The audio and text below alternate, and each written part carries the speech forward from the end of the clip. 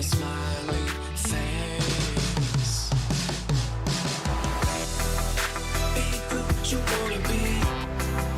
Make up the memory. It's virtual reality.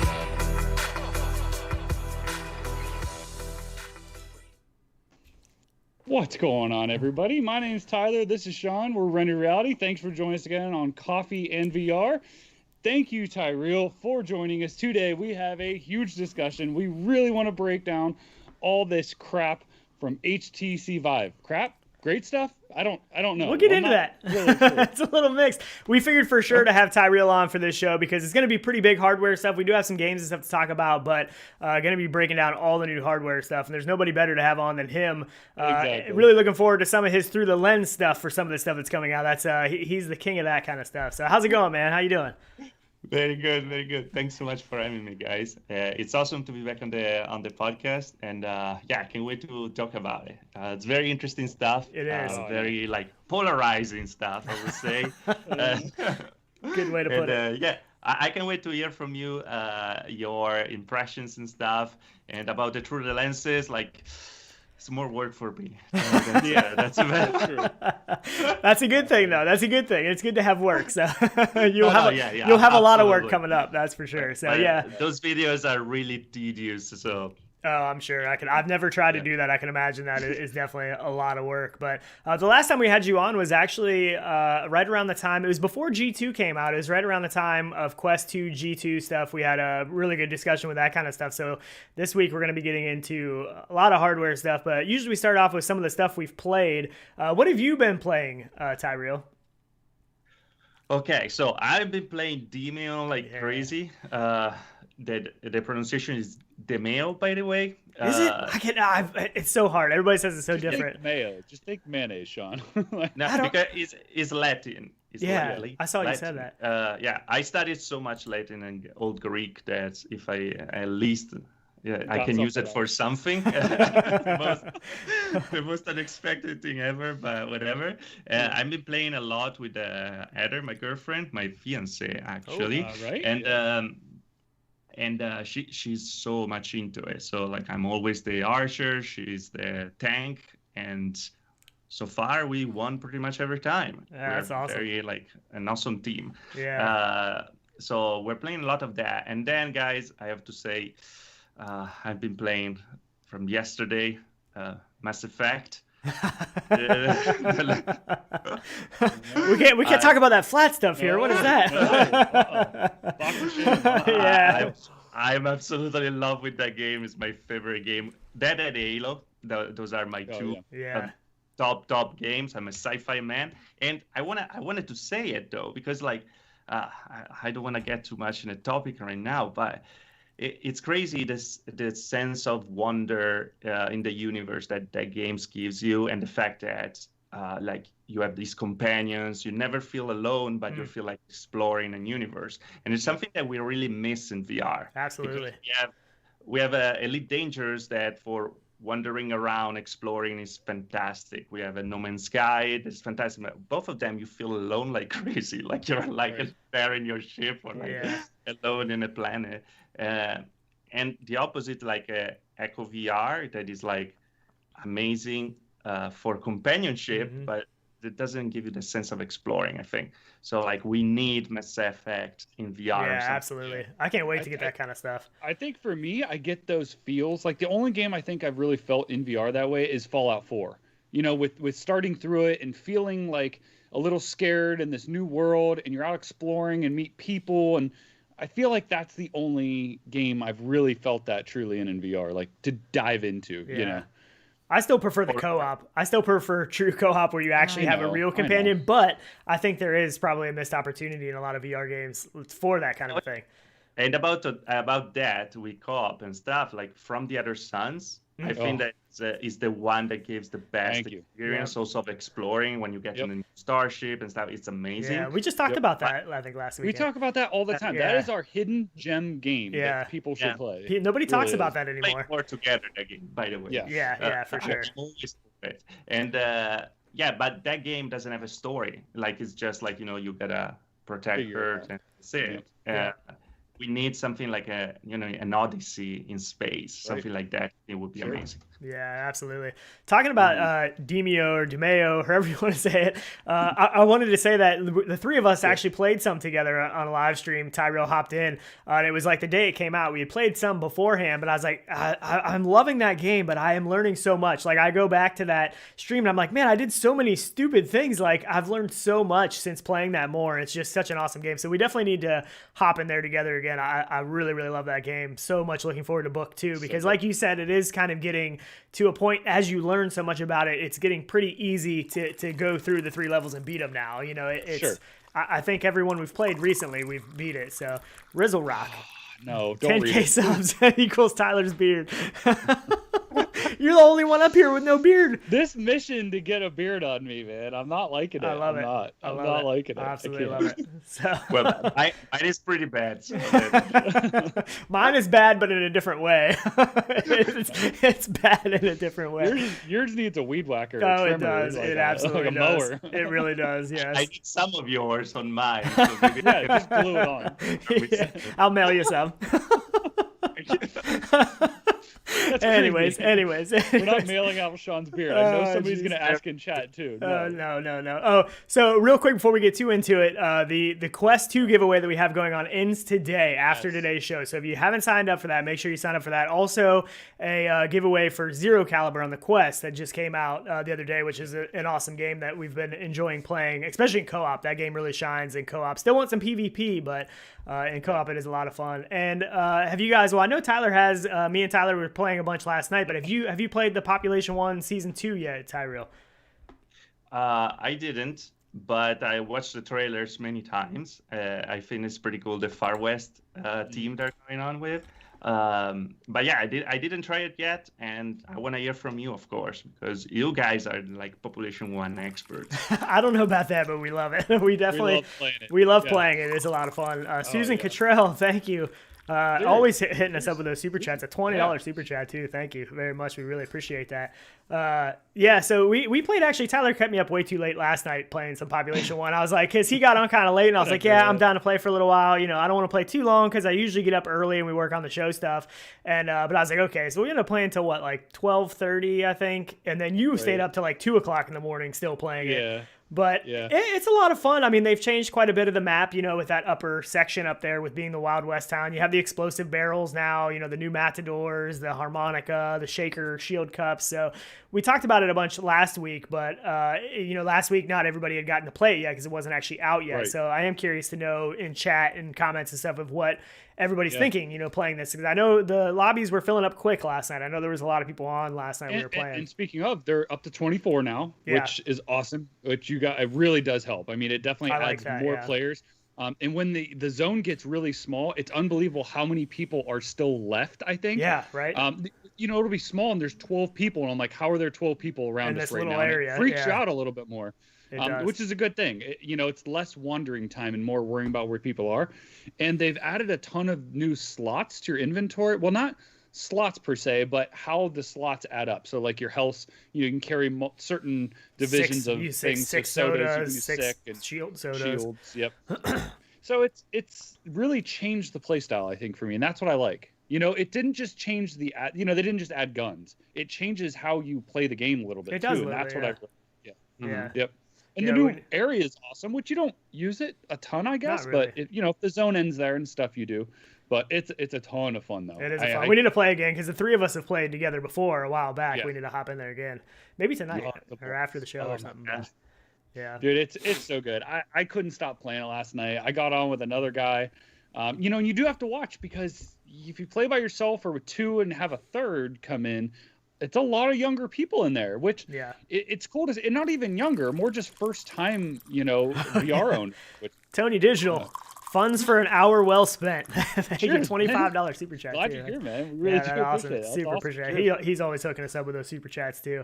But like you were saying, it was a funny story last night. So I know Austin watches the show. We ran into him in a lobby and went into game, and he actually ended up killing me and Tyler up on the side. Yeah, but we came back because we had a third member on our team, but he wouldn't talk. First time ever. He was trying to like look at the gun. He had no ammo. So it took us 10 minutes to try to explain to him how to revive us. So he finally revived us. And we ended up coming back and we won that round. We got first place, which it literally took us almost 10 minutes just to have him get us back up. Like it was crazy. But shout out to Austin because he did. I'm pretty sure he killed us both. I know he killed me. I think he might have killed Tyler too. But we did come back up. So yeah, it was a lot of fun. No, it's great. I highly recommend it. If you guys haven't played it, jump back in. If you haven't played it in a while or don't have it, it's a good update. Yeah, it's a great update. Yeah, it's awesome. But we should jump in there and play, man. Yeah, absolutely. What is the harmonica for? Oh, good stuff. So if you pick up a harmonica, you can actually bring back people's shields, but not your own, only your teammates though. So if your teammates down and out taking hits, I mean, essentially you could let them run out and start shooting people and just play the harmonica the whole time while they're shooting people, just taking damage and bringing it back. So we've never done that. That would be fun. Yeah. But yeah, it actually works really well though, especially in the beginning of the game. I don't know if I really carry it. I don't really usually like take a slot for it, but right. Yeah, but in the beginning, cool. it's nice. It's a good idea. It's kind of different. Mixes things up.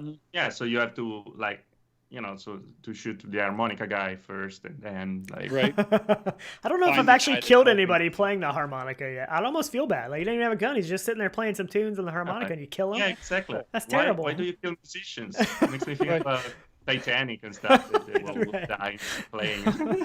Well, you can hear it too, though. If you're on the other team, you can hear somebody doing it, just like you can hear somebody resin too. Yeah, so yeah, it is kind of cool. You can use it strategically too, probably. And you can use it for dancing. A lot of dancing. Dance contests. Yep, singing and dancing. It works good. Yep. Oh It's hilarious. Craziness. It is fun, yeah.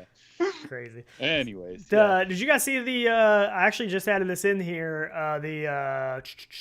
The Green Hell VR trailer, the actual like newest trailer that came out. We talked about this a while back, and this reminds me so much of like The Forest, obviously. But this is coming to Quest too, so this is coming to PCVR and Quest. Obviously, this footage here is PCVR because it looks really good. But in this, you explore, craft, build, and hunt your way through the Amazon jungle using a variety of life-saving survival techniques, and so you face dangers in the jungle as well as wildlife and devastating tropical diseases. So I don't know. This looks, it definitely reminds me of The Forest. We talked about it before, but we didn't have this new trailer that just recently came out this past week, which it looks kind of terrifying with some of these big animals. You know, in The Forest, you're not fighting animals. You're fighting kind of people like that. You know, these, I don't know what you would call them.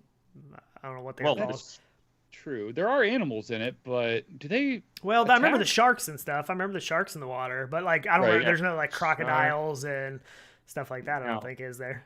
But no, there were no crocodiles. They were just sharks, and I mean, like those like cannibals don't really look much human. Yeah, some of them don't look human at all. Yeah. The big ones, or like the babies and stuff. Oh yeah, it's so creepy. Oh my god. We honestly, when we started playing The Forest, we almost couldn't do it alone. Like I would go in a cave and it would be pitch black, and I'm like, nope, you got to get in here, man. Like I can't do this by myself. Yeah. Now, like the particular thing about The Forest is like alone is a terrifying experience. Like it's really hard to play. It's like it really gets you. When you play with somebody, everything disappears. The fear like goes away in a second, in a snap, and like you can do everything. Yeah. And it's kind of weird. I feel like they didn't scale well the difficulty there, because like an horror game should stay horror game even if you are like 2 or 3 people, you know. But I don't know. I really liked The Forest, and I'm super excited for this one, Green Hell, to arrive because like. First of all, it's gonna have a lot of people playing because it's on Quest, and we know what happens when things arrive on Quest. That's right. And another survival game. Like I feel like survival games are awesome for VR because like you really feel in there. Mm-hmm. The graphics look good. Hopefully they scale well on Quest. Yeah, we'll see what it looks like. I mean, this is a pretty big game for Quest. I mean, because it seems, you know, open world. Yeah. So to have this open world environment with this, you know, dense of forest and scenery, it'll be interesting to see what it looks like on Quest. I mean, because this is PCVR, like we said, and this looks this awesome. is in engine too. This isn't actually, you know. So we'll see. Yeah. Mm-hmm. Yeah, we'll see what it looks like. But I mean, they said a dangerous yet beautiful rainforest, and that definitely is what it kind of looks like watching this footage, because the rainforest looks awesome, you know, but then you have all these creepy things that are trying to eat you and kill you, and cannibalize you or something. I don't know. But, Is there a story behind? I'm not sure. I don't, because I think there's a flat version of this game, right? And I've never played that. I'm guessing you guys haven't either. So I'm not sure how the story or anything works. I'm guessing there is a story. That would be my guess. But, you know, some kind of background story that goes along with the open survival, you know, open world survival kind of aspect. But I'm not sure. I mean, maybe somebody in chat can answer that, because I'm sure somebody probably in here has played the flat version too, I would imagine. So, but yeah, this looks really good. I mean, I just wanted to throw that up there real quick, but it's a good looking game. We don't have a whole lot of games to talk about this week, really. Mostly it's going to be all hardware stuff, but you want to knock out a couple of these games real quick before we get into some hardware stuff? Sure. The other one, we got to talk about Captain Toonhead, because he's on the thumbnail, and Tyriel is playing on Captain Toonhead's head TV. So we had to talk about it. But this was announced a while back for PCVR, and it just recently got announced for Quest, that it's coming to Quest as well. And this looks really good. I mean, this looks like an over-the-top, hilarious, you know, tower defense kind of a game with just these ridiculous weapons, ridiculous enemies, and that's what makes it look fun. And there's also a T-Rex. So a random T-Rex that you have to fight. There's a robot chicken. Yeah, too. Robot chicken. I mean, there's all kinds of crazy animals. The one thing that I do think that is maybe a missed opportunity for this game is there's no multiplayer. This is a single player campaign. And when I saw this trailer, I was like, oh, it looked kind of like multiplayer to me, you know, like a tower defense, you know, multiplayer against all of these crazy things that are coming to try to take you out. But it still looks fun, though. I mean, it looks kind of over the top, hilarious fun, maybe. Yeah, I mean, if I was to play, like, you know, by myself, I would play this. I mean, it's, you know, there's a lot of games that I just don't like playing because they're single player and play by myself. I enjoy being with people in VR. So this I actually would probably try. Yeah, I mean, I'll definitely try it out. It looks, right. I mean, at least the trailer, they did a good job with the trailer and some of the animations. The worlds look pretty amazing. I'm guessing this is PCVR, obviously not Quest footage, but actually I think this trailer is from before the Quest got announced anyways, so I'm sure it's PCVR footage. But yeah, so I mean, I believe this is supposed to be coming this year. It's coming later this summer to Quest, Rift, Steam VR, and PlayStation VR headsets, so pretty much everywhere. Yeah, everywhere. So no price or anything yet, but yeah, this looks... The art style is pretty cool. I'm a little skeptical of the kind of game, because at the end, like, is a tower defense, or like, you know, it could be like a wave shooter or something. Right. So we have to see how it plays out, because if the gunplay is good, then it's good. Like I still play like what's the name, like Space Pirate Trainer now. Oh yeah. After like 5 years, because like it's shooting is just amazing, and easy it's the simplest game. Easier game ever, but it's always fun to play. So if they can replicate something like that, I'm absolutely the style is very nice. It's funny. It's like it's a word that you want to try to be in. Yeah, so right. I agree. But yeah, let's hope like the shooting is good, because I mean it's a shooting game at the end. Right, it better be. Yeah. You have to have some satisfying shooting for sure. So. Yeah, exactly. If it's like pew pew pew pew, that was awesome. But yeah, I definitely agree. So we will have to see. But I think looking at the trailer, I think it looks like it has potential. I definitely think it has potential to look pretty fun. So I always complain about if it doesn't have multiplayer, but that's just. I don't know, that's just me. I always complain if it doesn't have multiplayer. We've just always played together. I know. I mean, that's hard how not we've to. always played games. And, you know, it just kind of gets instilled in you. And I think, you know, I had that discussion with somebody I played with after you got off last night when we were playing Pop 1 from Sticks and Lasers, a company. He said that, you know, VR, it was his first headset, right? Quest 2. Everyone's basically first headset. And he was kind of intrigued by how it brings people together in this new world, you know, and that's what we kind of had a discussion about and stuff. Yeah. And I said, that's the same reason why we wanted to get into it, you know? And I think why people love it so much coming into it.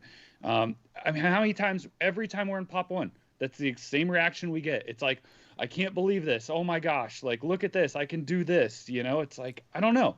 It's like a leash has been taken off a dog and you're letting him free run. You know what I mean? It's crazy to see. It is too. They see it and they're like, I want to do this. I want to do this. You know?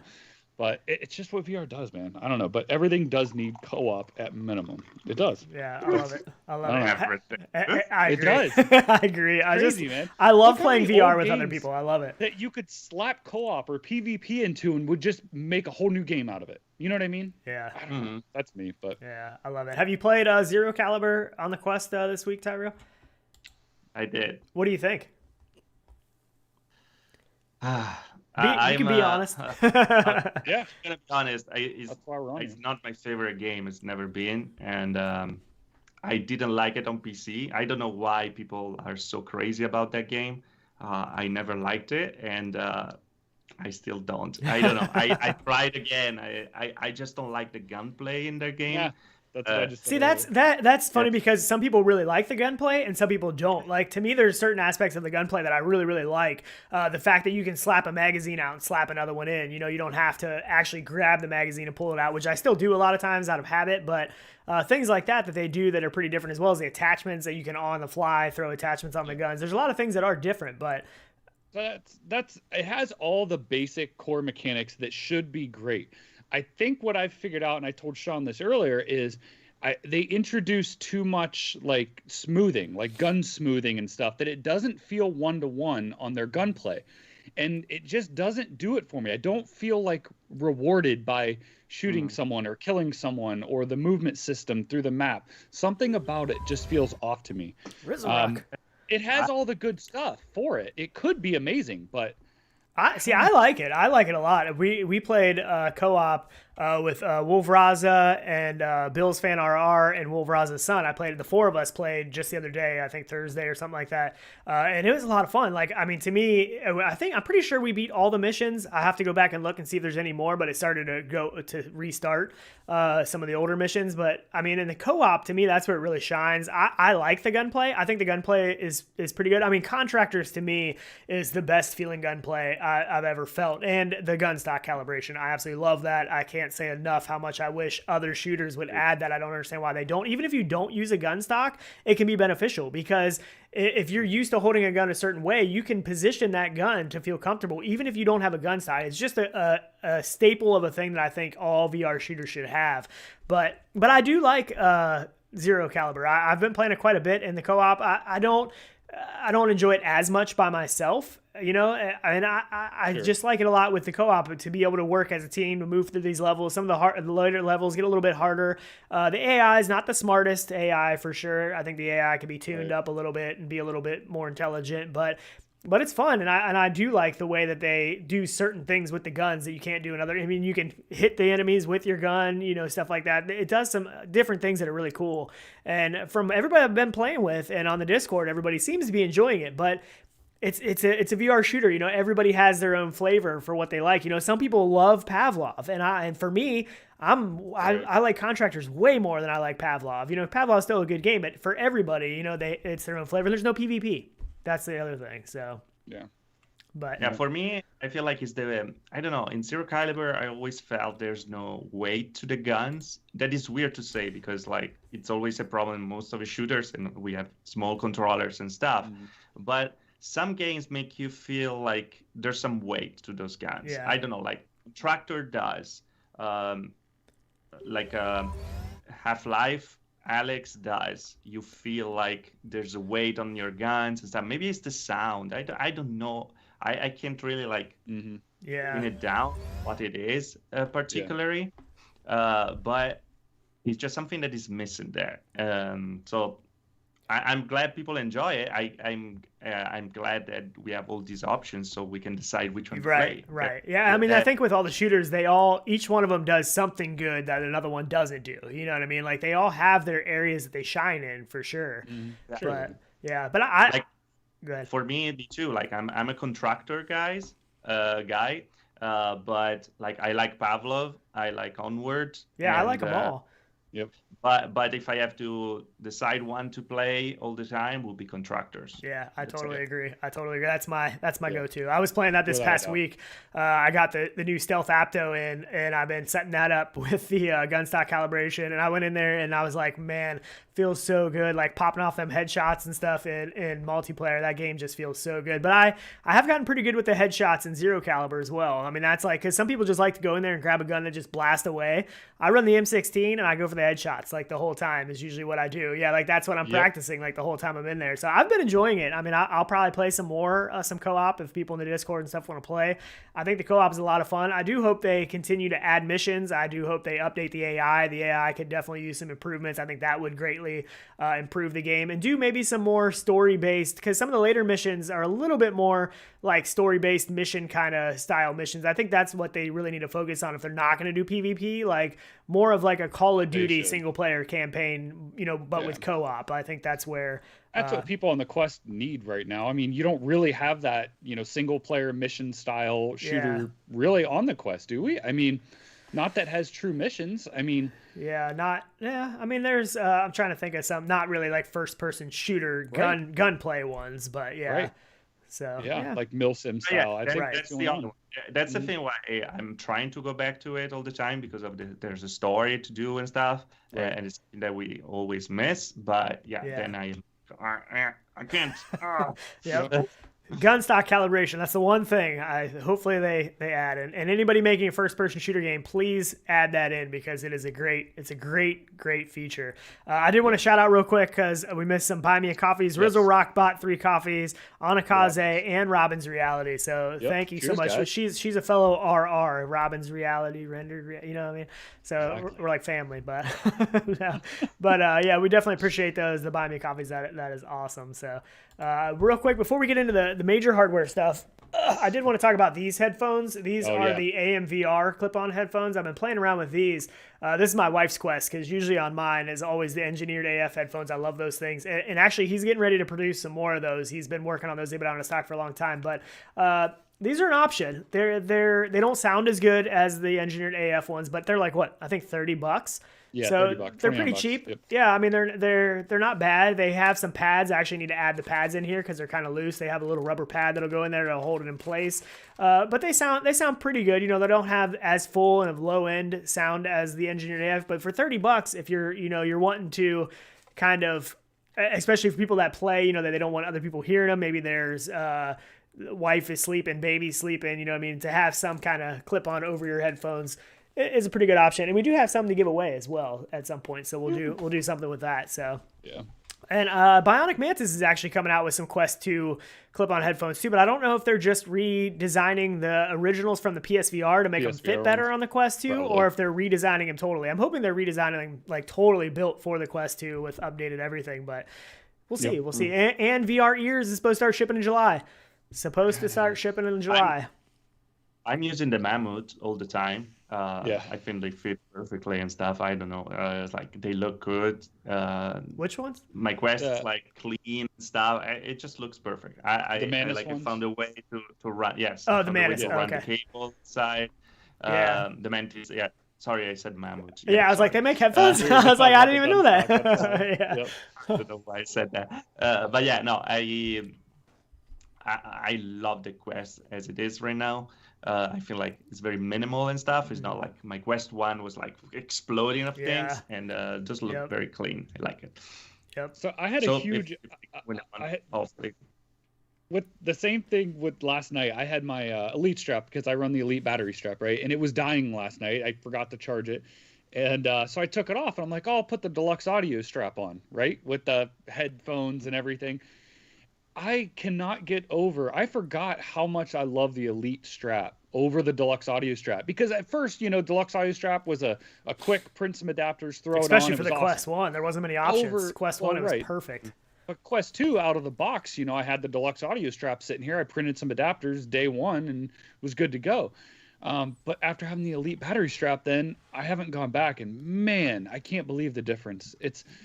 I don't know, man. Once you get used to like your own personal setup, I feel like with your Quest and like what works and what you like and what style of headphones, there's no going back. And it's different for everyone too. Like somebody just said, Aaron Summer said, my deluxe audio strap suits me. Like some people have tried both and they much prefer the deluxe audio strap. Other people, the Elite strap. But I mean, then again, the Elite strap, you know, we've had all the cracking issues. Luckily, still mine has not cracked. Neither one of them. So. Mine is together thanks to some glue and. Oh, really? Oh, yeah. Yeah, a lot of people have had that issue. I don't know how I've become so lucky, but I mean, I use my Quest all the time with that deluxe audio strap. I mean, the Elite strap, and I haven't had any issues. Listen, mine broke out of nowhere. Like I literally found it broke and broken, and I don't know how it did that. Yeah, like, and that's what everybody says too. It was on top of my PC, and I looked at it. It was like, there's a crack there. And that wasn't there yesterday, because the day before I just checked, because they were like going on Twitter and stuff, you know, like they're always the period where you have people posting about this thing breaking. Yeah. And I was like, oh no, mine is perfect. Cool. I got lucky. The day after, on top of a PC, I didn't use it, and it was broken. And I was like, what? I know. Do you think your fiance is sneaking like in the middle of the night and playing it and broke it? Put it back, like he'll never notice. He'll never notice this crack. I finished the heat. Yeah, and might break the plastic because it was on top of the PC. Mine's sitting on top of my PC right now, so now I'm starting to wonder. Like, so that's maybe it might be the reason. Yeah. I mean, I always expect to like go to grab it and see a crack, but so far, fingers crossed. You know what I mean? So far, it has been okay. So.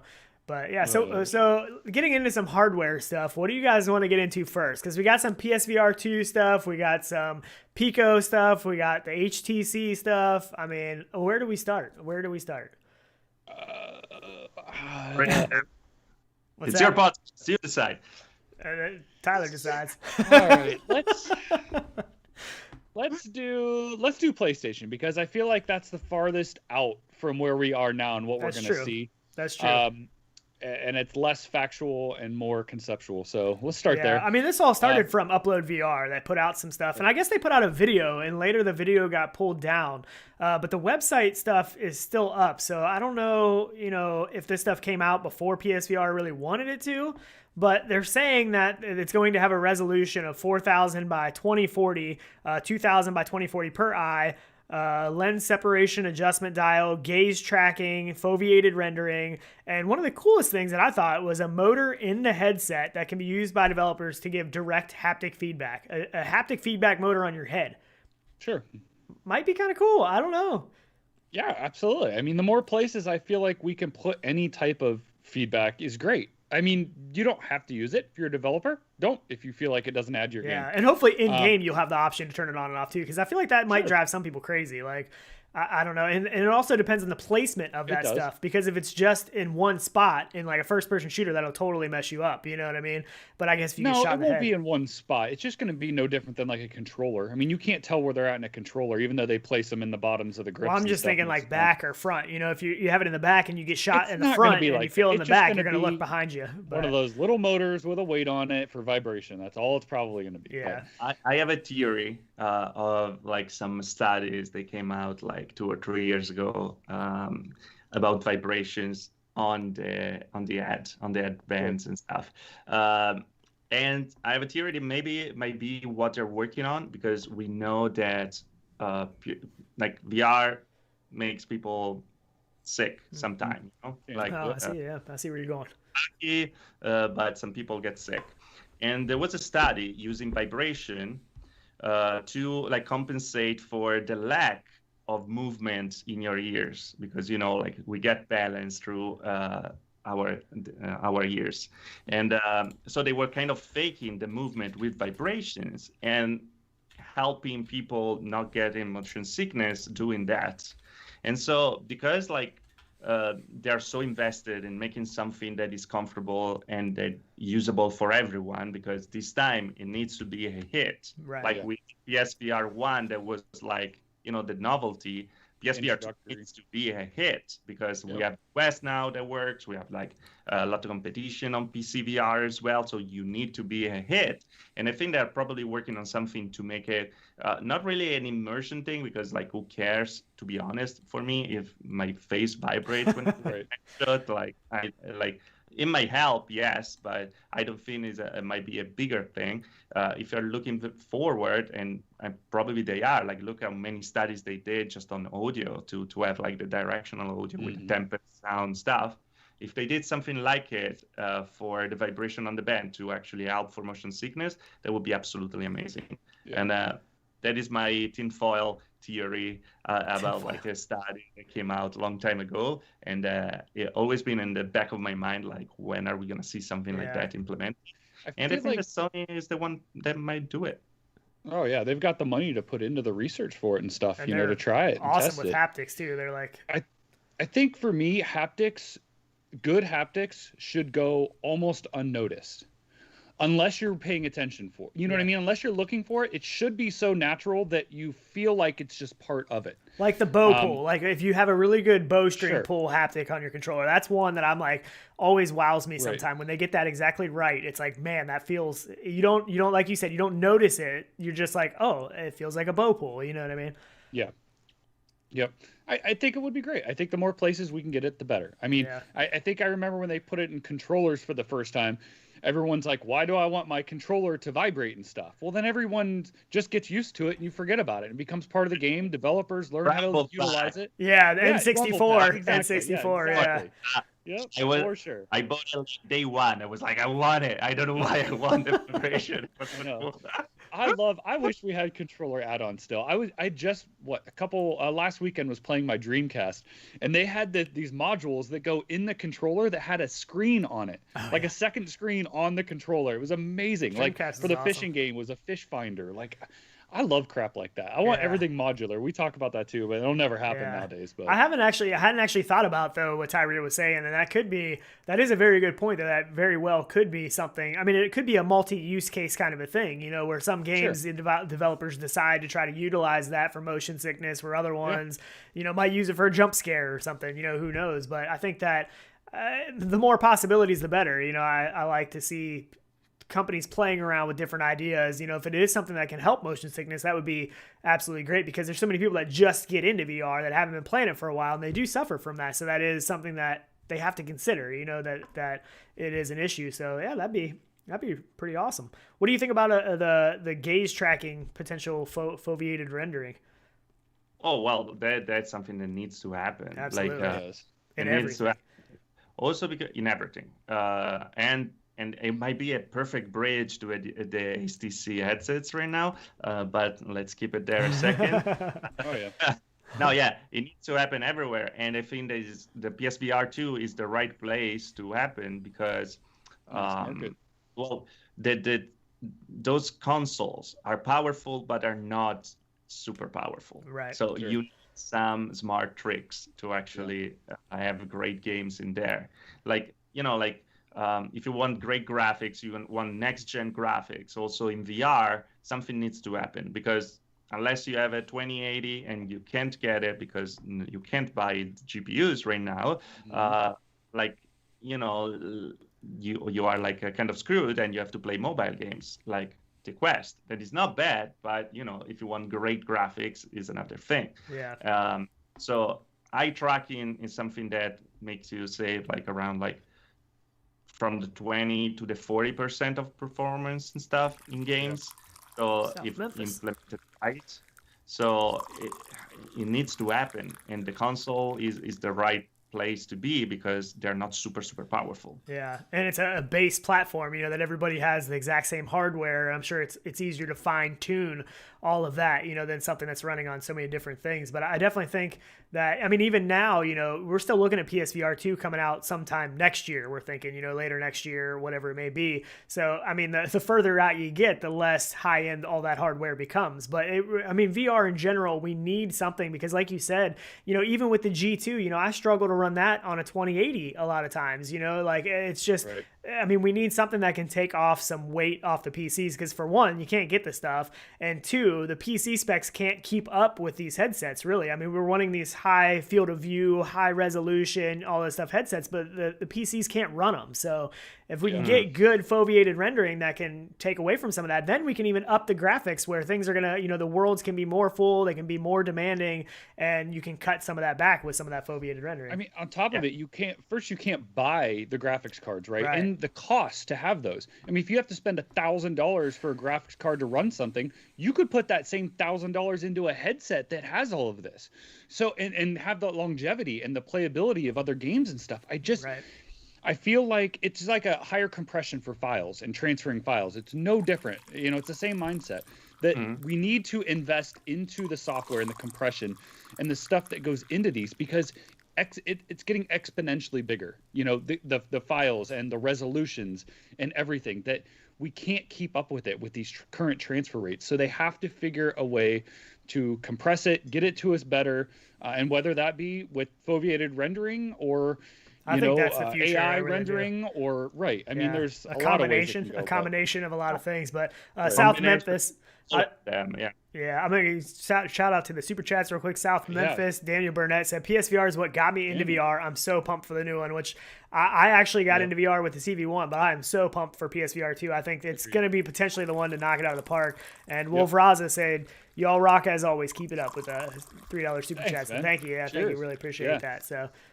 Yeah, I think I'm super excited for the masses, you know, to get headsets, just as we are with like the Quest 2, right? So the sooner PlayStation can come out with this, the better for all of us, for everybody in VR. Well, it brings Whether more it be developers somebody in with a Quest, too. It does. Yep. That's Larger market. Yeah. I have to say though, like PlayStation stuff is always a bit overhyped on everything. Right now, it's like it's cool to talk about PlayStation and stuff. So I think we have to be a bit careful when you try to like say, oh, it's gonna have this. Yep. I think it's gonna be an advancement, but you also have to consider the fact that they have to keep down the cost. Exactly. Like, it's the primary thing. So there. I'm sure we're gonna see eye tracking because like that needs to happen. And the good thing for everyone from this move, if this move happens, is the fact like, you know, the problem, like we already have eye tracking in many different headsets right now. There's right now from yesterday, like the Omnicept edition of the G2 is available and you can get eye tracking. There's the HTC Vive Pro, the eye that has the eye tracking, or there are like the eye tracking add-ons. There's the Pimax with eye tracking. The Pico Neo 2 with eye tracking. So there are headsets, but the problem is like, you know, nobody's investing in eye tracking because it's not in the important headsets, not in the popular mass market ones. Yep, exactly. Yep. And having it in PSVR, they can say, you know, your games have to support eye tracking or it's not going to be in our platform.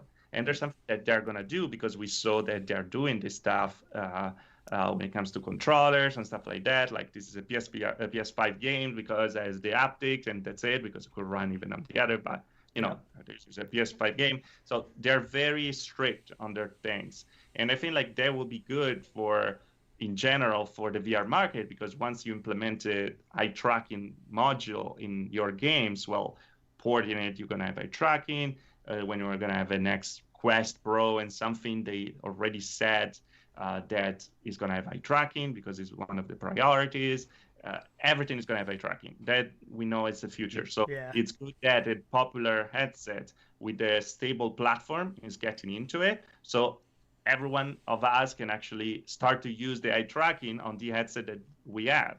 Because I have the Pico Neo 2i, never used eye tracking. Right. Never. There's nothing that can use it beside the demo where my eyes move. And I'm like, okay, cool. It works. Right. But It works, but like for what?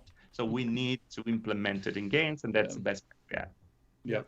I think we went through that whole thing with the facial tracking and stuff too. I love it. I love the Omnicept, the capabilities. It's great, and it won't matter until every headset has it. It won't. I mean, it won't matter. So, they need to.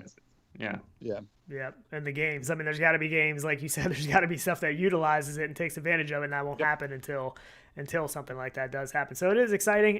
You know, I don't know. The thing with PSVR as well is, you know, we've seen so many patents and stuff throughout these past few years, and some of this stuff is super exciting, and it's like, man, it looks awesome, but you know, a lot of those patents don't always come to fruition with the final product. And like Tyriel said, you know, you got to think about the price. Like, how many of these things that we're excited about can they really get added in there and still keep that thing at a competitive price? Because everybody has to consider the price of the Quest 2, which is I know how they can keep it $299. down.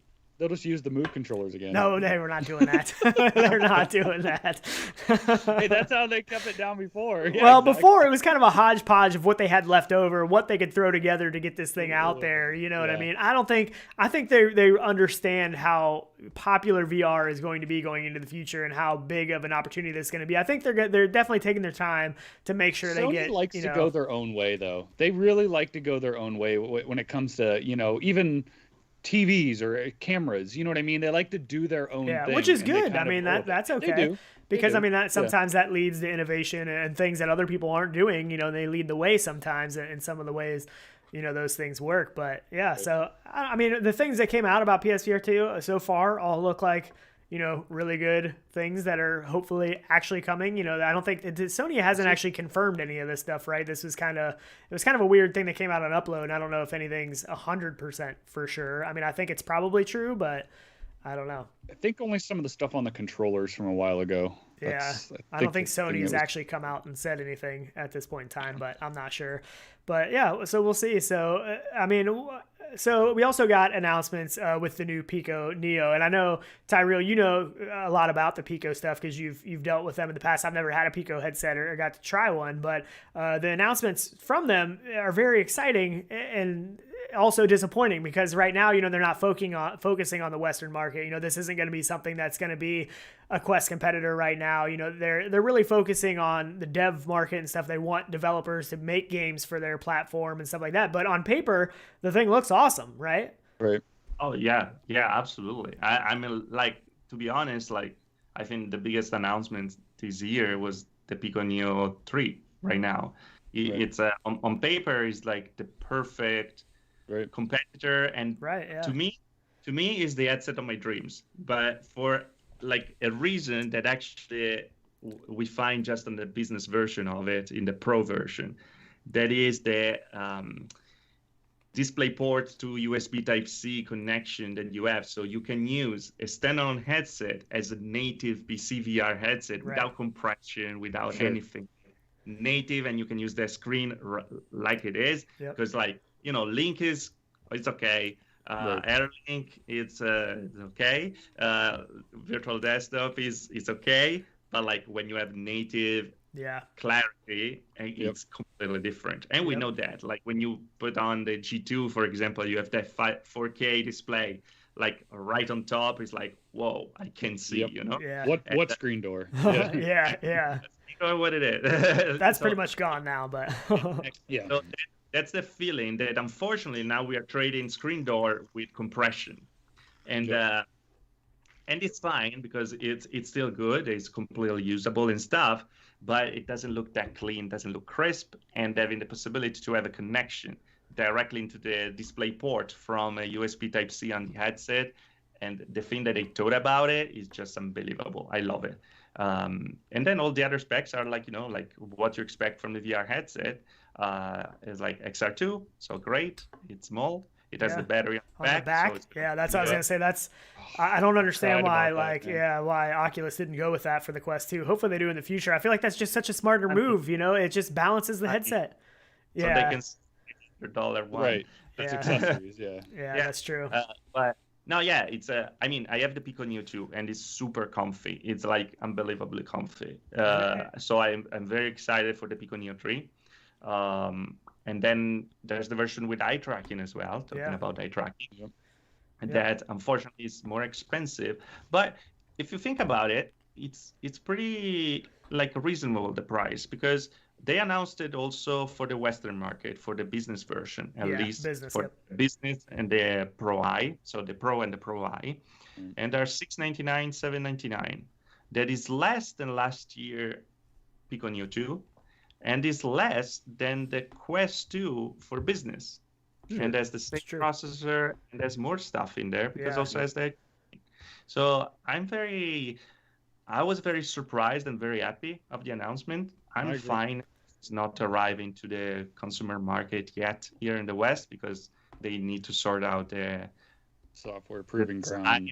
The design and the software too, but mostly the design, because like, you know, they block stuff here. If you arrive that's too similar to something that already exists, it's like, you know, you're still a design, you can't sell here. That's why they're not selling on consumer, I think.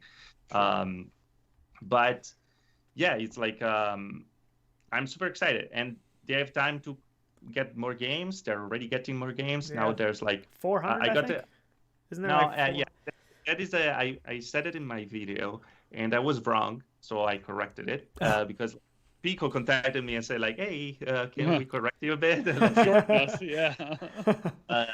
it's 400 games on the Pico platform in general, but games are like around like 60 right now, something like that, and growing, of course. But they started with it, and I mean, there's Population 1, I think. I saw it in the trailer. So and Contractors too, right? I think Contractors too. Yeah. There's that. Like all big games are there. Of course, not the Oculus exclusives. Like you're not gonna have Beat Saber, but right. Oculus is buying up all these companies, so there's going to be some that it's going to make it difficult on them. But yeah, exactly. But everything is there. It's awesome. I really, really, I'm overly excited for that headset, and I'm gonna get one.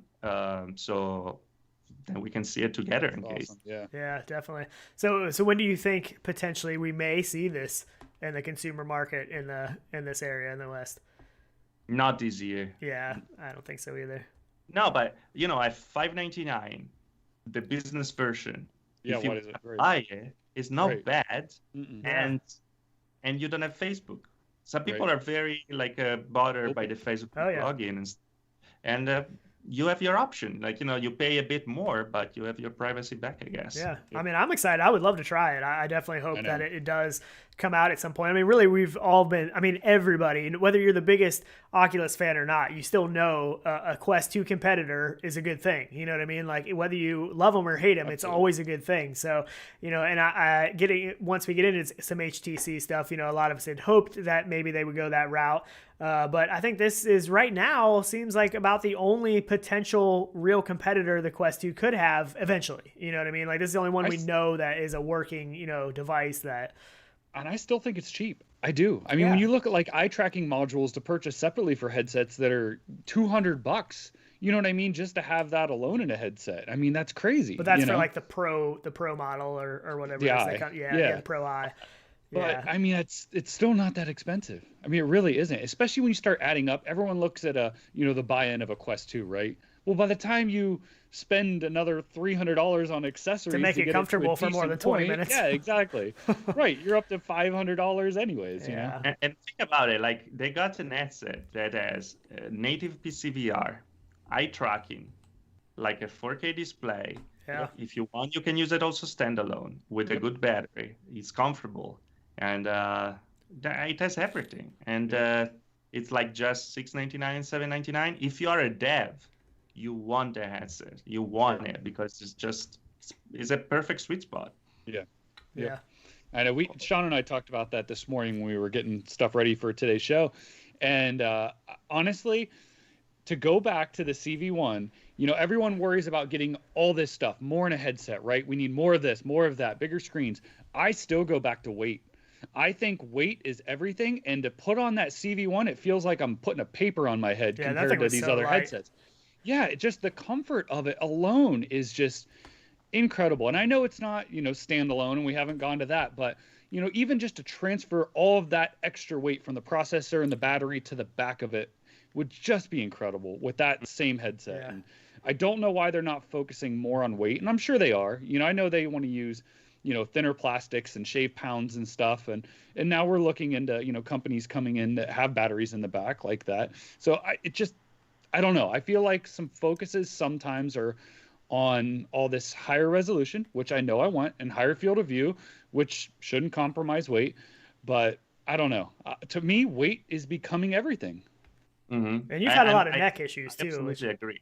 I do agree. It should feel like nothing on. I don't want to feel like I strapped a cinder block to the front of my face.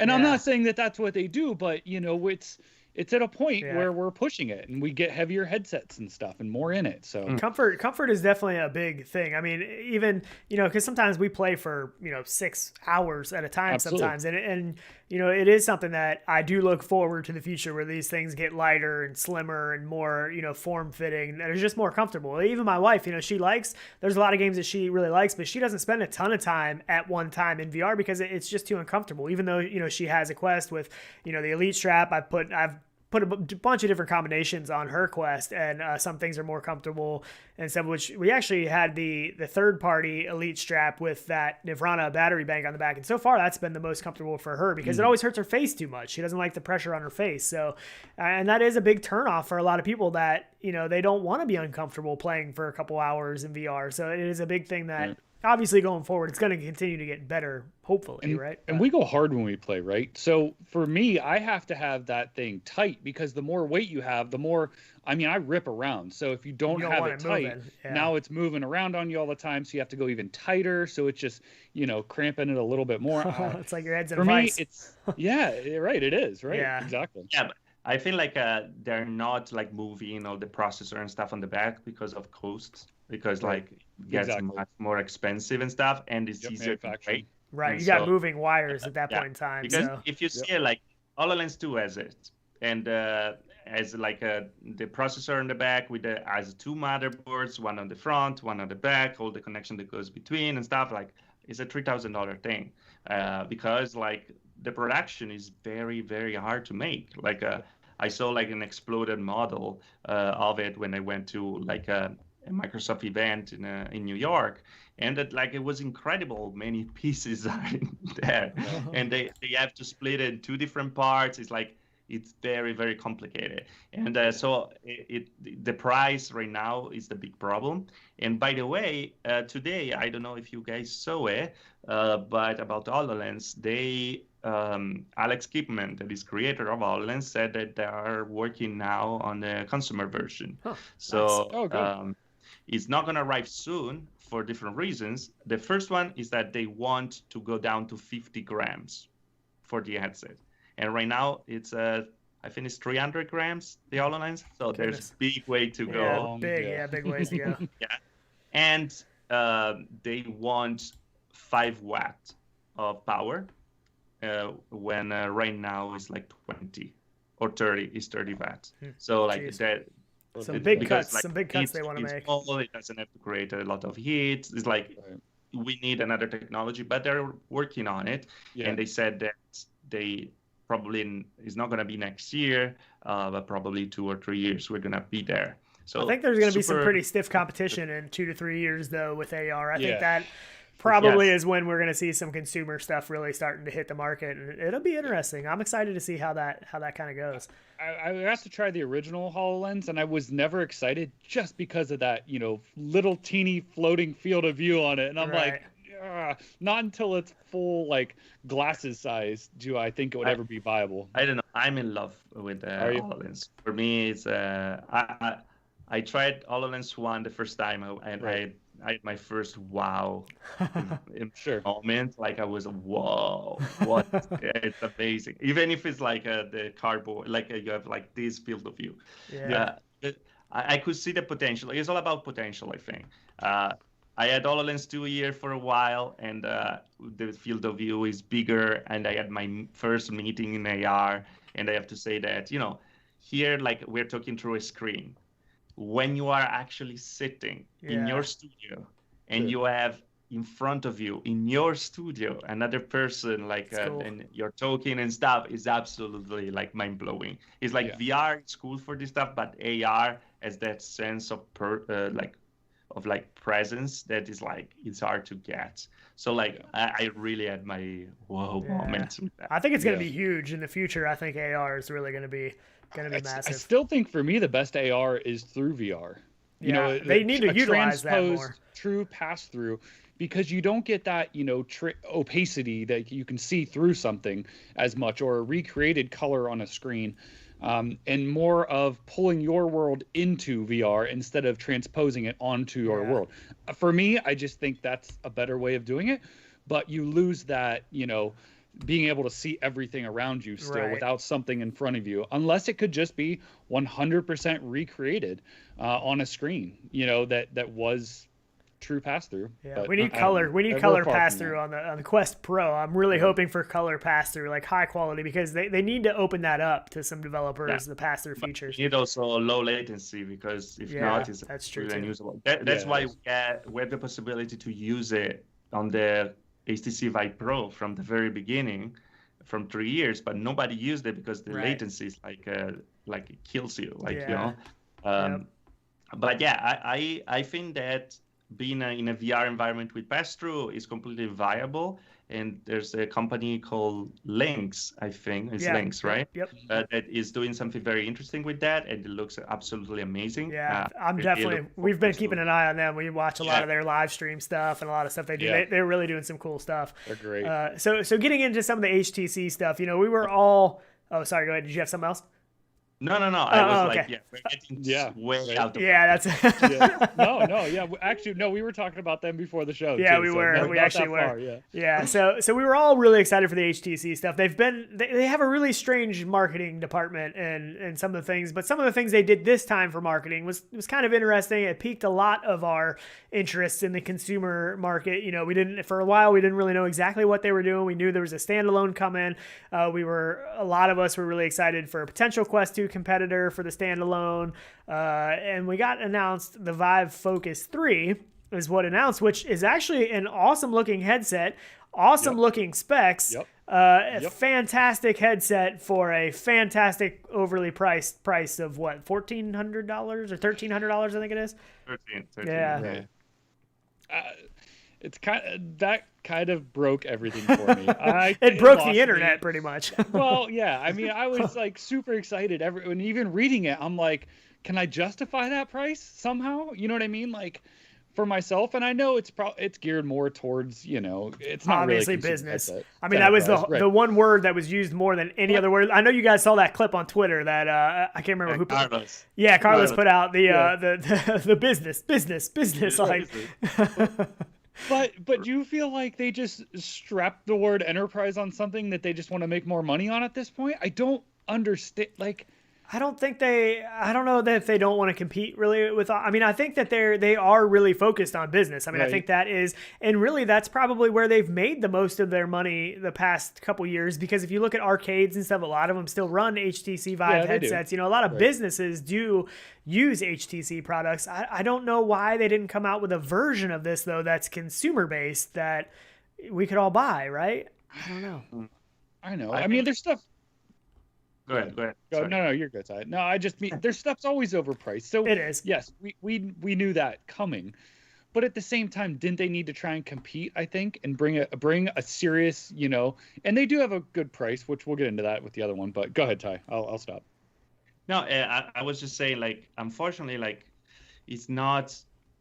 We're not talking about a massive company. Like HTC is not the HTC it was when HTC started with VR. That's with true. the original Vive. Like they failed miserably on where they were getting all the money. There was the mobile market with their phones. Like I don't know you guys, but I used to have like HTC phones because we're the best. Like before, I did want one. Yeah, before Apple was a thing. I don't use Apple, by the way, because I didn't think they're Why the best. would you? Yeah, I wouldn't either. Before Apple was a thing, like HTC was the Apple of like before Apple, Sure. Everyone wanted an HTC phone, and then with all those money, they decided to try this VR thing. They made a great VR headset with Vive, with collaboration with Valve and stuff like that. But then the phone market failed, and they have to shift completely their interest, and they don't have enough money to sell at cost, and they don't have enough money to sell under cost, like Oculus is doing with Facebook is doing with the Quest. So like they need to make a profit out of it, and that's why we have this price. Now, I still think it's too high, to be honest, and I'm completely with you on that. But nonetheless, it's a very interesting headset. I feel like they really put a lot with this one. Again, right now I feel like I'm a Pico fanboy, but I feel like Pico for the money. Kills it completely because like also has eye tracking for also almost half of the money. But they put a 5K headset with 120 in FOV, horizontal, by the way. Yeah, horizontal. It's horizontal, so like that is a real thing. It's not like the marketing 120. It's like the real 20. Like Pimax said 200 degrees, but then there are 170. Vive said 140, but then they are 120, 115. So like, those 120 are gonna be, if it's really horizontal, by the way, because like nobody tried it yet. Right. It's gonna be like even larger than the Valve Index, and so it's super exciting because it's on a standalone headset. How are they gonna run it on XR2? I'm not sure. That's what I was curious too, and I wonder if that was part of the business model, because if you're not running these high-end games, you're able to push a 5K panel with that XR2 chip easier, than running a super demanding game. So I mean, obviously this is going to be business focused for training modules and stuff like that. Things that aren't going to be nowhere near as demanding. Would this thing be capable, you think, of running some of these games at 5K? I mean, obviously scaling some of the resolution and stuff back, you could do some tricks, but. Well, it doesn't have to run games. Right. I said menus. They can run menus in it. Yeah, they run menus. They can run like Autodesk stuff. That's true. That's true. Or a blank environment with just the model of your car in there, so people can go around and browse it and watch it and stuff. So I think it's enough because, like, I mean, HoloLens 2 does it with an XR1, so it is the previous generation, so. If you want to load a model, you can load a model there. I think they really pushed it on pretty much everything beside eye tracking that was missing. And I really love the design. That swappable battery. Yes. By the way, I don't know you guys, but the first thing I thought about when I saw the swappable battery was the Magic Mouse for Apple, that you have to charge it from the bottom. Because I never had that.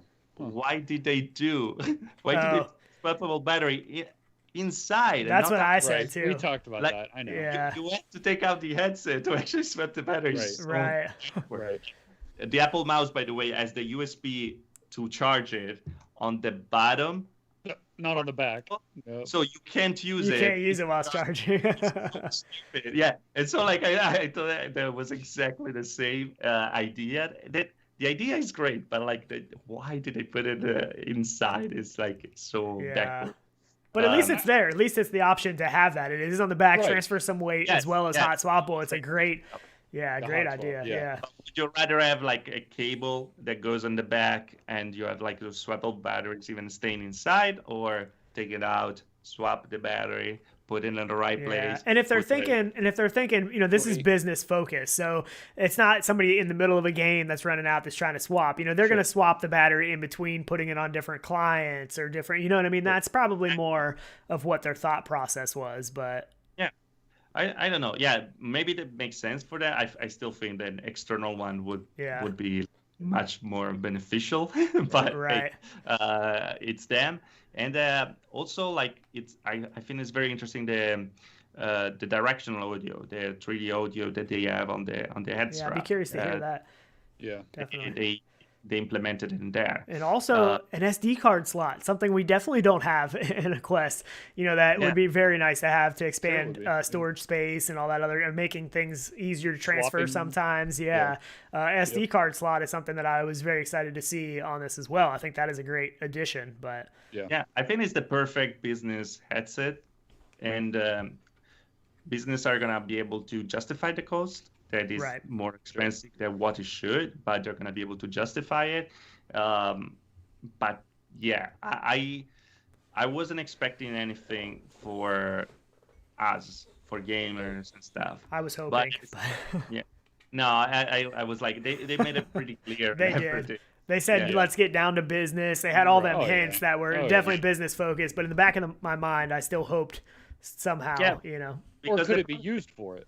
They always talk with people on Twitter that are gamers. Like, they never interact with companies. They mostly interact with gamers. So, like, you kind of expect, like, they pump up gamers and then, this is just for business. And they did this game not just once, but they did it with the 5 Pro. They did it with the Cosmos. It's like, it just doesn't make sense. So they have really to change something in their delivery. Every time that I make a video about them, I say, like, listen, this is not going to be for us. But it's not enough, because then they steal them by themselves. They overhyped the stuff for like everyone, and it's like, okay, so maybe I should expect it. So I think that's Their marketing department is definitely weird, and I don't know. I mean, but the headset is just so on paper, and seeing the headset, without the price, it's like, man, that's just. I really want it. I really want it. But, obviously I don't even know that I can really buy it even if I wanted to, because you can't just order it on the website. You got to go through a conversation with them essentially. And, you're looking at a $1,300 price, which I definitely can't justify for something that I couldn't really use much anyways. But yeah. I know. But could you justify the price of the Pro 2 then? The Pro 2 has actually been something that I have actually really thought a little bit about, because I know for the Pro 2, you can get that at $799. You can also get a $50 discount if you sign up for their newsletter right now during the pre-order. I think that goes till May 31st, where that's good for. So $750, for a pretty high resolution headset. These headsets are known to be pretty stout. They're kind of a tank of a headset. They seem to hold up pretty well. The original Vives and the Vive Pro. Because I already have base stations, I already have the index controllers. I definitely don't want the full bundle for $1,400 that comes with base stations and Vive wands. Like, what the crap? But yeah, I don't know about that. That's but I've considered it. My main thing is that I don't know that it's worth spending the money for the resolution bump that I don't know that I'm going to be able to use anyways. Because on my 2080, I don't know that I can really fully take advantage of that. So I don't know that it's worth. I mean, I have a G2, I have an index. For me, I don't think it's worth the price for that resolution bump. But that was my thing too, is, having an index, I don't see that much of a gain going to this. Would I like it? And a G2. I mean, you have a G2 as well. Right. I do have a G2. Right. So, but I just don't see it being that big of a jump for me. It's not a generational jump, I guess. It's not giving me that much more. So is it tempting at that price? Sure. But it is just the headset. You know what I mean? No base stations for somebody who would need, all of it. Yeah. $1,400 is a lot. Yeah, I think that I like thinking at the beginning I was very skeptical. I was kind of mad to them for this headset. Then thinking about it, I got a little more on the bright side of it. It's very interesting. It's a good bump if you consider from the first Vive Pro, and it's still a bit overpriced. That's for sure. But what really made me mad is the fact that they put zero effort on this. We were talking about Right? Because they changed the color just to say, oh, this is a different one. And with a color they already use. Awful. Right. It's an awful thing together. And why do they use the blue on the back? Because they are just reusing the strap from the original Vive Pro. By the way, that strap is amazing. It's one of the most comfortable headsets that I ever had and I ever tried. I'm not using that just because I can't bear anymore the lower resolution. But it's super, super comfy. So I understand why they kept it if I have to think a bit more about it. But, they didn't even try to change something. Like they know that there's a problem with the headphones, that they don't put enough pressure, so you can't really feel the bass and stuff. So you have to 3D print clips to actually have a good audio with it. And they didn't even care about fixing that.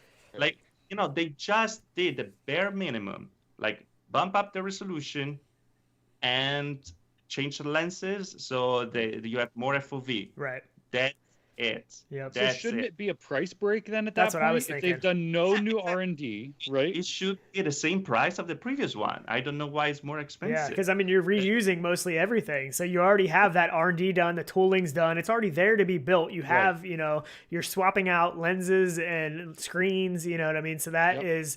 I'm totally fine with them keeping it the same way, being comfortable and built strong and stuff, but give us the price savings, you know what I mean, that you're saving on the back end. $200 off this, they would sell a crap ton of these. You know what I mean? If they could get it down to $500 for this headset. Because a lot of people already have base stations and a lot of people have index controllers. I am super disappointed that they stuck with the Vive wands, because even if they would have retrofitted the focus controllers, retrofitted those to work with outside in tracking, at least then you have joysticks, you already have that tooling done as well.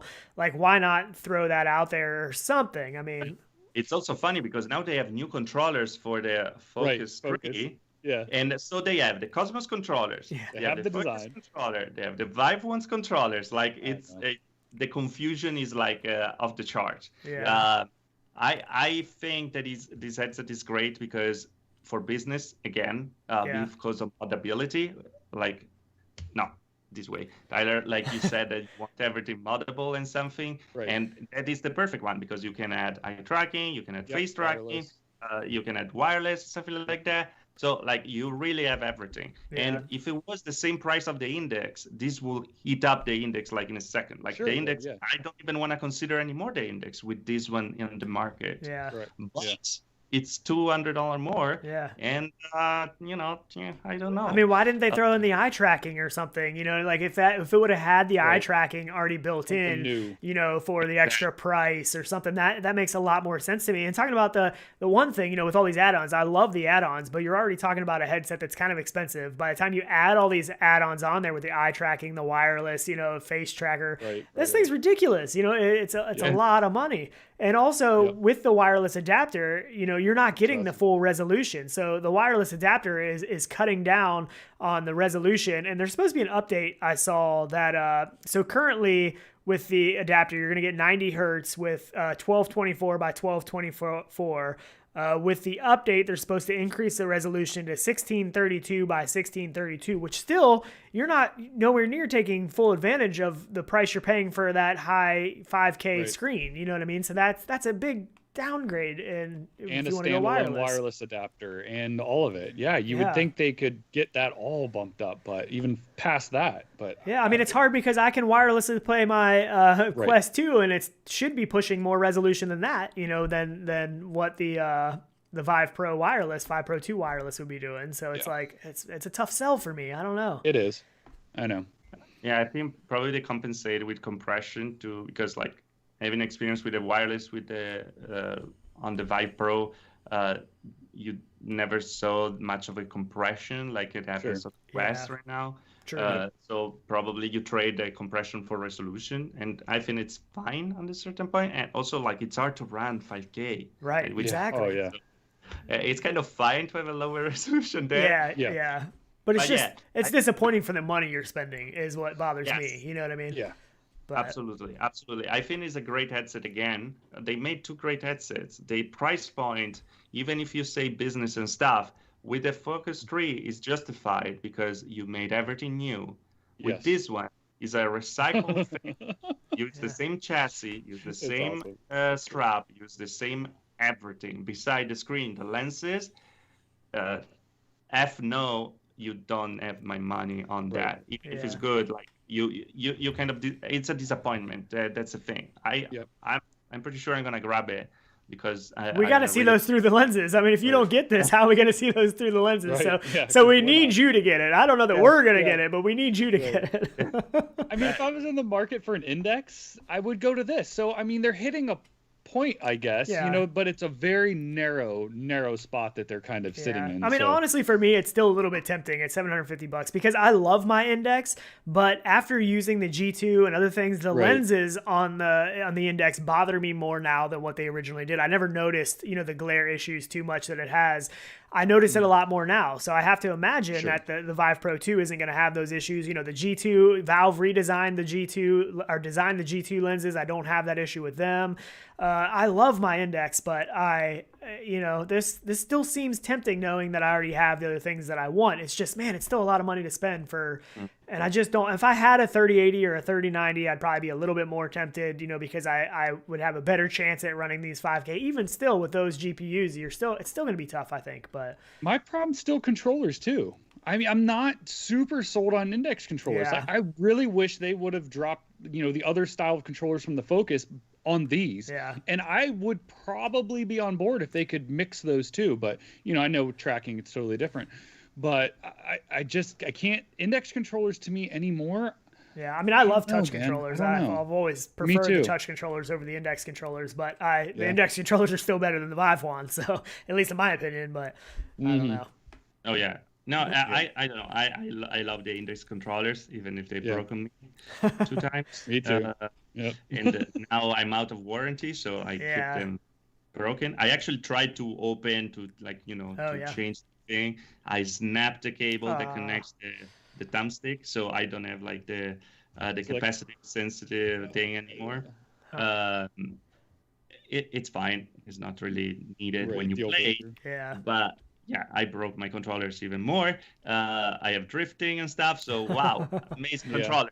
But I really like the style and stuff, and I like though that controllers are all getting the same.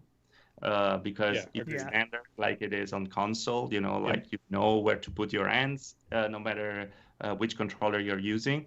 And for developers. Yeah, exactly. It's much easier. You saw with the G2, like every game is supported because they just use the Oculus like a profile. Because it's the same. In fact, like I had like the preview of a certain game 2 weeks ago, and I was trying with the G2 when I couldn't, like it was actually not supported with the G2, and when I was in the Steam VR input, it was like just Oculus controllers. They were looking at them like Oculus controllers, so it was like perfect.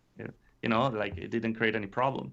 With Windows Mixed Reality before, there was this problem. So it's great that everyone is getting pretty much the same. But yeah, Vive, like sticking with the ones, I don't really get it. This is what makes me interested for Pimax, to see what they do with their sword controllers. Honestly, I'm pretty excited to try the sword controllers. I don't know if that'll be a big win or an epic fail, but at least they look pretty good. They look similar to Index, but hopefully they fix some of the flaws that Index had with their controllers. I don't know. And what about an Index 2? Do you guys think we still potentially are getting an Index 2? Oh, did somebody say that? Yeah. What do you guys think? I hope so. I don't know. I think they work on stuff for a long time. So I would not expect to see anything soon. I would have thought we would have had some add-ons by now. Yeah, for that frunk. And we haven't seen that. Yeah. Yep. Or wireless at minimum. Yeah. I would have thought that would have been the first thing out the gate from them, and we still haven't seen that. And now they're starting to outsource some of the stuff on that headset. So I kind of feel like they are moving on, whether that be to a new headset, I don't know, but I feel like they're not really working on stuff for it. That's my opinion. I don't know. Yeah, I don't know. I think these companies are always working on something. Yeah, I think anyway. so too. Oh yeah. Whether Valve, they use it or not. We know that Valve is working a lot on brain-human interface right now. That's true. And I'm pretty sure that we're gonna see it in the next headset. It's gonna be a major thing in it. I don't think it's gonna arrive soon. If they want to do a refresh of the Index with higher resolution, I'm all for it. Like same price point, but instead of having like a 3K resolution, it's a 5K resolution. Yep. And so you like you say bye to the headset above me in this moment because like it doesn't make sense anymore. Right. But I don't think they're gonna do anything right now. The Valve has always been like Valve. Yeah, they do it when they want on their own time. Yeah, they're good and the bad. They are independent. They don't have people who invest in them. Investors, so it's all them. They decide where to make money on. It's good on a way, and on the other way, we saw how many bad things can happen with Valve, with games and everything. But I don't know.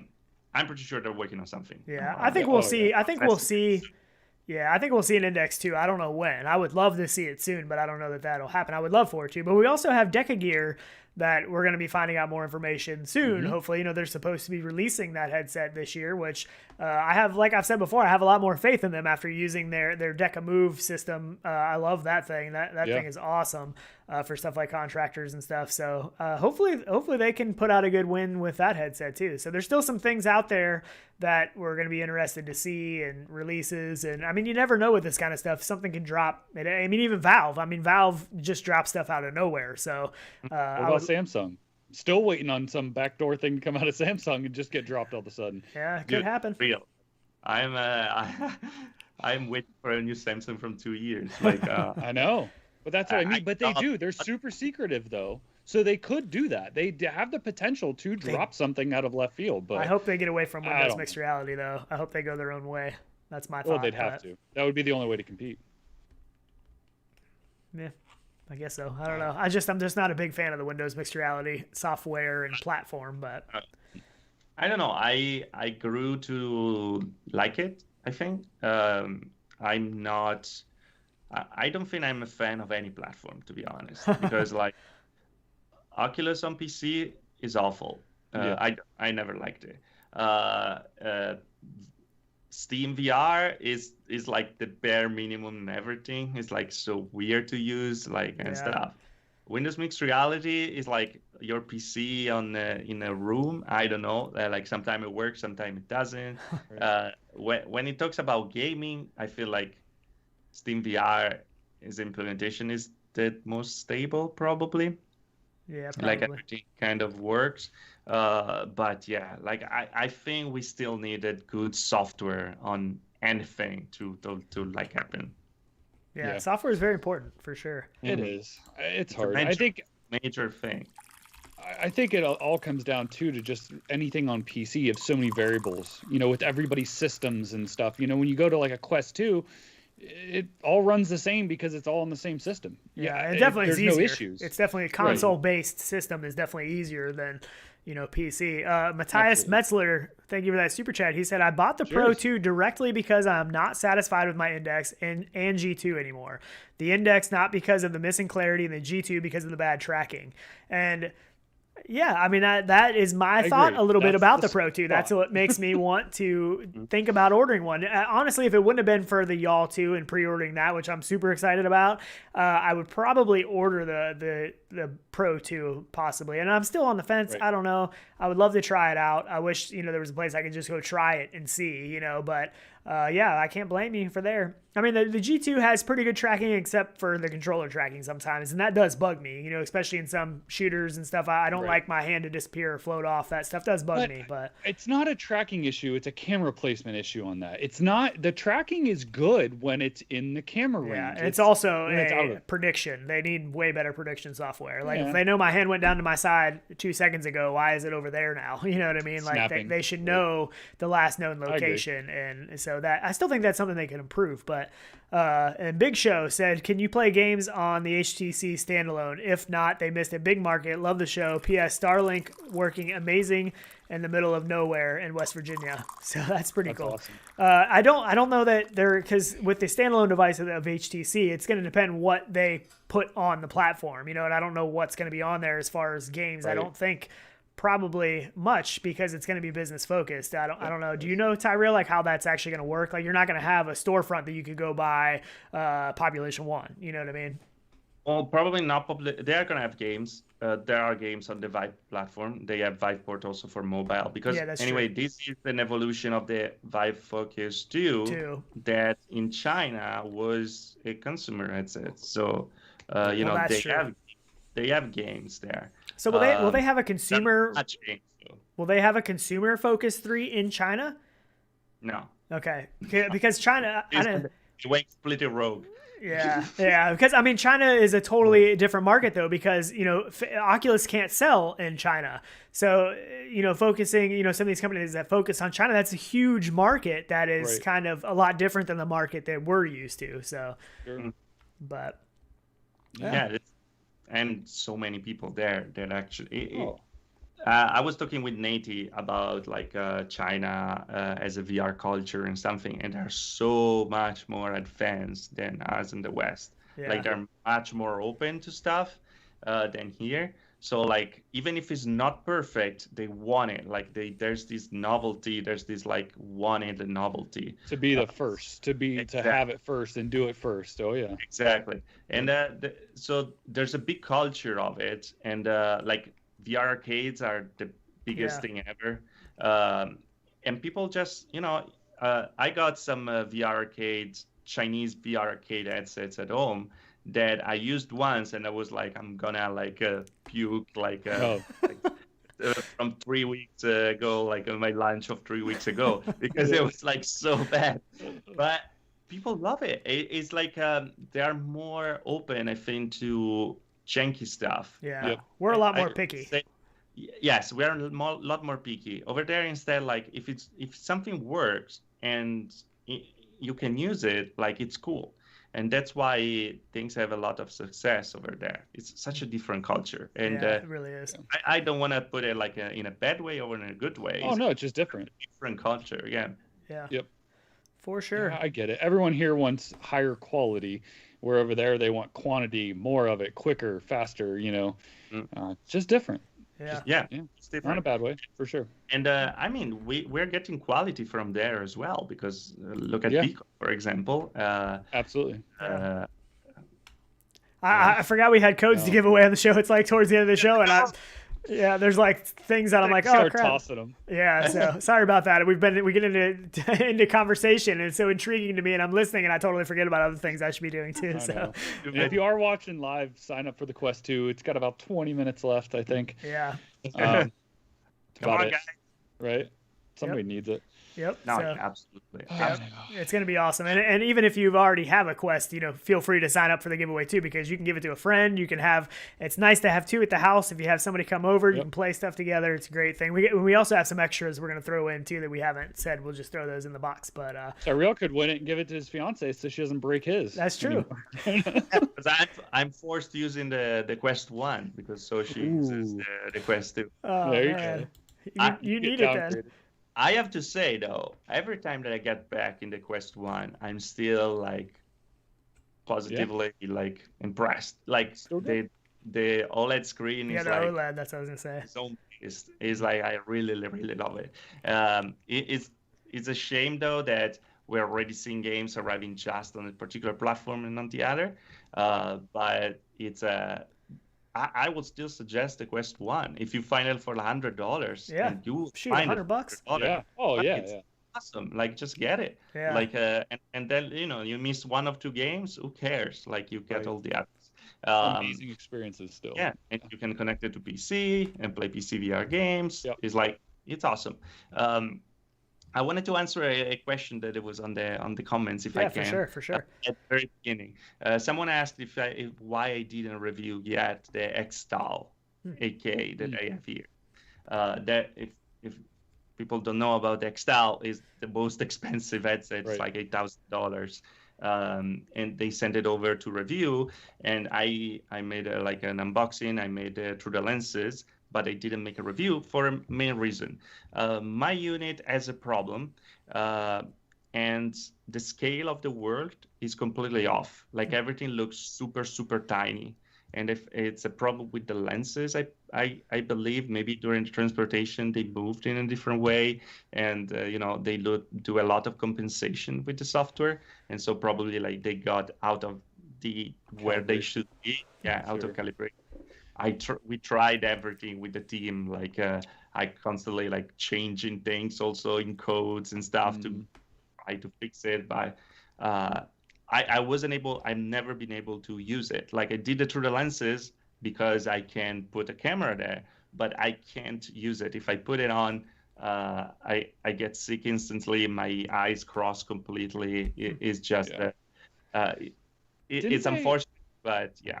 Didn't they have that issue on the last generation one as well a little bit in the beginning with software adjustment? I think they did the rest of it through software adjustment, right? Yes, they did. They did, and that's why they were very like, how is possible? Why do you have that problem? Right. And we went through everything, and super nice guys, by the way. And we couldn't find a solution. Probably I just got a defective version of it, something, because they said, look, we fixed it like 2 years ago. We don't have that problem anymore. I don't know. You're the first one who tell us this. And and I was like, I'm sorry. Like, don't be the bearer of bad news, but yeah, exactly. And I also Heather tried it, like, because I wanted, like, is my eyes, like, is it me that I have a problem? Sure. And she had the same problem, so I was like, no, listen, like this is a big problem. And they said, like, I don't want to review something that is broken, because then it's gonna be just it's not a fair review if it's not not working. It's not a review. Like I can say it's heavy, I can say it's cool, the resolution is super high, the lenses are good, but I can't use it because I get sick and and my eyes like hurt, like like it doesn't make sense. So, for sure. That's why I'm waiting. Absolutely. Person is taking bets on whether the Pro 2 becomes Tyriel's daily driver. So I guess we'll have to wait and see for that verdict. I could see it being a daily driver for sure. I could too. Yeah, definitely. Yeah. I'm very I don't know. Sometimes I just don't like lighthouses, even if it sounds weird. I like the fact that something is like inside out tracking, and I get it on, and I don't have to think about like is my lights in my studio covering the lighthouse, so I can Right. move everything. There are very stupid things that like are nobody problem besides maybe us, you know. But for me, it's like if I have to put on an headset, it's like usually the closest one that I have, or the one that I used the day before for a video, is the one that I use. Hooked up. Yeah. But yeah, it could be a daily driver because it's super comfortable. That's the reality. If it has a good screen and it's super comfortable, it might be you put the Index controllers there and you're good. Yeah. Put your paper clips in, good to go. Exactly. Yeah. That freaking thing that they didn't fix. Right. Like, what the heck? Borderlands 2 thing. I need that game, by the way. You better hurry, man. And You real have quick- a 10-second head start. Yeah, you do better have a get head going start. on Yeah, that. that's true. That's true. Okay, that's good. That's awesome. That would be funny. That's good stuff. I'm not gonna do that. So Somebody will get it. someone get it, and please enjoy it because I didn't. What did you guys like Borderlands 2? Yeah, I haven't actually played Borderlands 2 either. Yeah, I actually need to pick it up for myself. I'm giving this code away, and I don't have it myself either. So, Right. yeah. That's what we do, man. That's the code. That was a fake code, guys. Sean took it already. Yeah, I actually Fantastic. entered it in and then put it Yeah. in here. Right. But I hear it's great. Just like Wolf Rosa said, Borderlands is amazing. I know people really like it. I actually do need to try it myself. So but there's the bad thing is like for us, there's so many things to play. You know, and you try to keep up with the stuff that comes out every week, so you can talk about it some. There's just so many good games, and man, there's just so much content. It's just. And then you got games that you're like your go-to, your contractors, your Population 1, Demio now, you know what I mean? Demio, I don't know how you say it still, but yeah, there's so many good things to play. But yeah, hopefully somebody can grab that. And I think we should probably start to wrap it up. We're pushing. No, we're gonna go play some Population 1, yo. Yeah, we can do that. I'm down. You playing it? Do you playing today, Tyriel? Let me check the battery on my Quest. Right? That was me last night. I'm gonna use the G2 because yes. Okay. Awesome. No So battery needed. maybe we'll play Right. that. Maybe we'll play that after the show. So yeah, because Tyler, I can't keep him off of it lately. So that's all he's wanted to play. So and then some DeMeo or something at some point too. We need to hop back into After there. watching the invitationals, yeah. I'm like, okay, I got to get in there, change my strategy, and learn all these new tactics that I've watched them. It's I'm a in. tough game. The competition is stiff in that game. Like it is not easy. That's for sure. But whoops. So good. But yeah, Getting good. yeah. People are getting practice. very That's good. like when yeah, you started in it, that's always the advantage that nobody's playing. That people like getting games. So like you really need to be on top of it. I will play the harmonica if I can. There you go. And Yeah, there we go. We'll have him on the harmonica. Vibing back there behind us, just playing the harmonica. Yeah. Just a shot. If the tracking make it possible though, because like you're very close to the camera. I think they should use the microphone stuff where you actually like have to blow and the microphone picks up that you're blowing and that's what plays the harmonica. That's what they should have done. That was actually a game doing it. There was a game that utilized that. I can't remember what that was now either. Right. I want to say the game from I want to say Arctica 1, but I'm not sure. I don't know why I'm thinking about Arctica 1 with something like that. I don't know about that. I can't remember. I feel like there was a horror game that used something. There was that one that used your breathing that would light up the like the actual area or something. I can't remember, but I definitely think it's something that should be utilized more. I think. Oh yeah, another game has it too. Yeah, that if you The Walking Dead, Saints and Sinners. If you talk, That's yeah, true. yeah, I forgot about that. Yeah, Totally forgot you're about that. Yeah. No, but I think that was actually in Arctica 1 the harmonica that you could play. By the way, if you didn't play Harmonica 1, Harmonica 1. Oh my god. Harmonica 1, a new game by Big Box. Yeah. Right. Arctica 1 is absolutely fantastic still right now. The gunplay on that is unbelievable. The movement, you want to kill yourself because you can't move, and that's the worst part. Right. But the gunplay is still one of the best out there.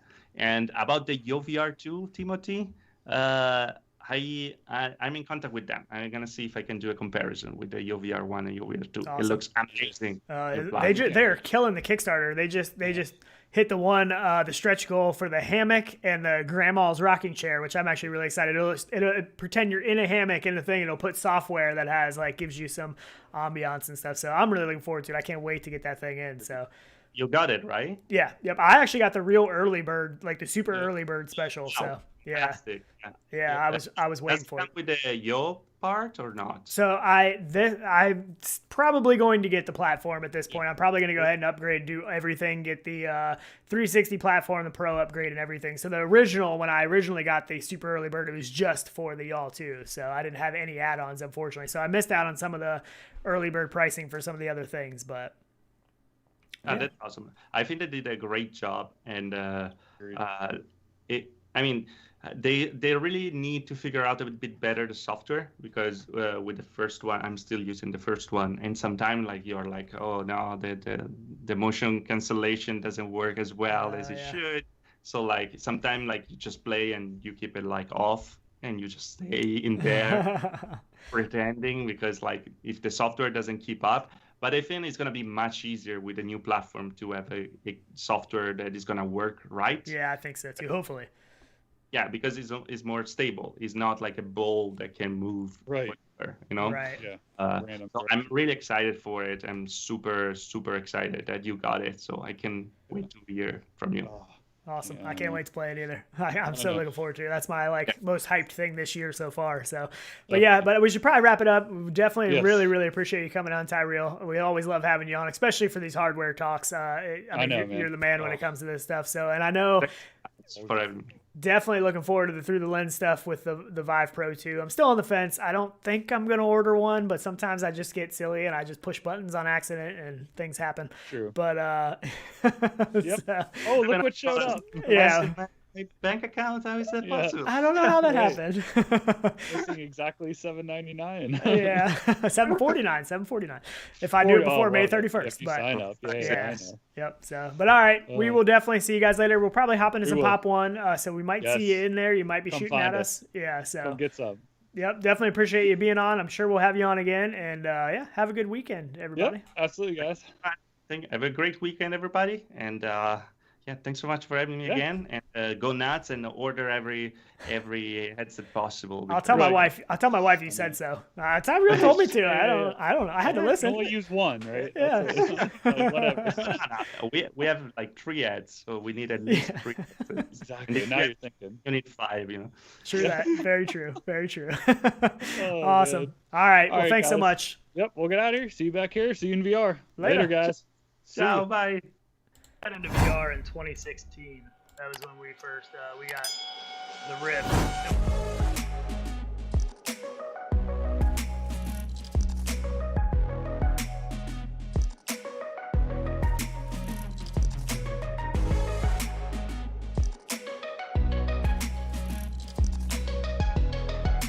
Howdy.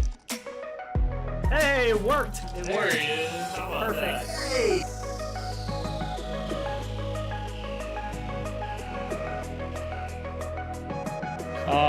We're lucky to be here. I will admit that. My name's Tyler. This is Sean. We're Rendered Reality, and we were definitely up late playing some VR last night. Yeah.